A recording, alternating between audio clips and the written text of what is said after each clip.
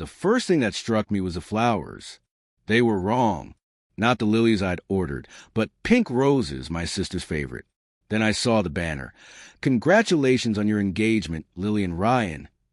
Not Evelyn and Ryan. My name was nowhere. Not on the archway. Not on the cake. Not even on the invitation scattered across the tables. And yet it was my date. My wedding day. My parents stood near the stage, laughing, champagne in hand. When I walked toward them, my mother didn't even look guilty. Instead, she smiled faintly and said, "It just made more sense this way. There's nothing you can do now, so just smile." I turned to my father.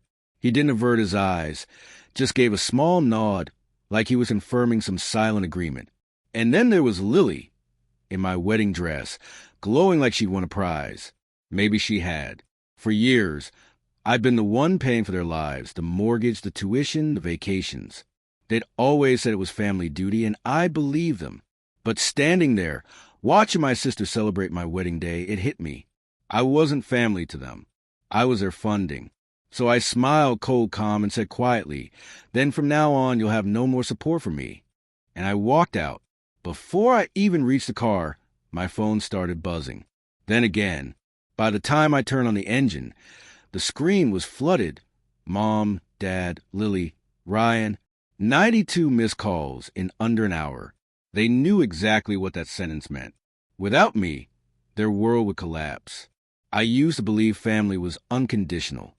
But the truth was there had always been conditions.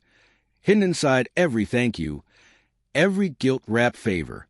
They drained me slowly, disguising greed as love until I couldn't tell the difference. Ryan had been my final illusion.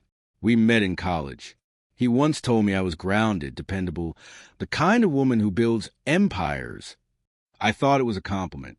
I didn't realize he meant I was a foundation, something to stand on. When he joined my father's firm, I should have noticed a shift. The late nights with Lily, going over finances. My mother's sudden insistence that we postpone the wedding until things were more stable. It had all been part of their plan. They'd built this together. And I was the one financing my own betrayal. I didn't cry. I didn't scream. I just went home, opened my laptop, and began the cleanup. My name was on everything that mattered. The company's shares, the house, the trust fund that supported my parents. Even Lily's apartment lease had my signature on it. They had no idea how much of their comfort was built on my name. So I began shutting doors one by one. Quietly, efficiently, I transferred the liquid assets into a private account, changed every password, canceled automatic payments. By morning, my lawyer had filed for Ryan's partnership termination, internal misconduct cited as the cause.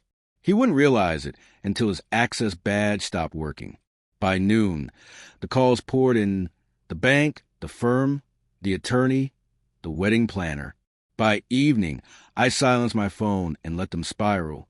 When I got home that night, my real wedding dress was still hanging in its bag, untouched, perfectly white. I poured myself a glass of wine and stared at it. It wasn't sadness I felt. It was clarity. For years, I'd been the provider, the one who held everything together. And in return, they'd mistaken my silence for weakness. They built their comfort on the assumption that I would never say no. That illusion shattered the moment I walked out of that hall. The next morning, Lily showed up at my door, her makeup streaked, voice trembling. "They canceled everything," she said. "The account are frozen. Ryan lost his job. Mom and Dad are freaking out. You have to fix this." I just looked at her, the golden child who'd never worked, never worried, always rescued. Now the gold was peeling away. "Why did you do it?" I asked. Her lip quivered. "Because I wanted a life like yours." That was the last honest thing she ever said to me. I didn't yell. I didn't gloat. I simply said, "You already had it. You just didn't want to earn it." Then I closed the door. Over the next few weeks, their world fell apart. The house was repossessed. My father's firm was audited. My mother's charity lost its funding. And Ryan, disgraced and unemployed, left town with Lily. They vanished, leaving behind only debt and denial. I didn't chase them. I didn't have to. I'd already won. It's strange how silence can be louder than revenge. I didn't destroy them. I simply stopped holding them up. Gravity did the rest. Sometimes at night, that day flashes in my mind. The pink roses, the laughter, the betrayal dressed as celebration. But it doesn't sting anymore. Now it just reminds me of the moment I stopped confusing endurance with love. They thought I was powerless. And they were right. Until the day I decided not to be. Now, when my phone lights up with their names, I don't answer. I just glance at the number of missed calls. 92. The exact number it took for them to finally understand.